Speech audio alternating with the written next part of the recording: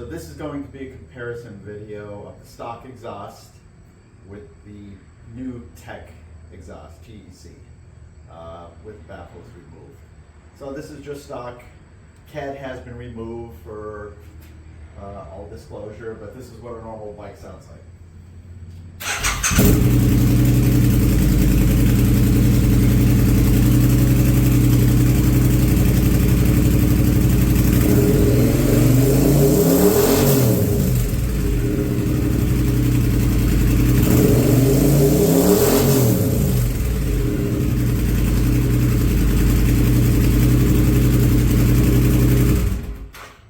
That's it, normal stock exhaust. When I put the TECs on, we'll see what it sounds like. Okay, install's complete. Wasn't too bad, took about 15 minutes. Definitely see the look is a little bit different. They're shorter, you can see the axle now. To be honest, not sure if it's that much or that much louder.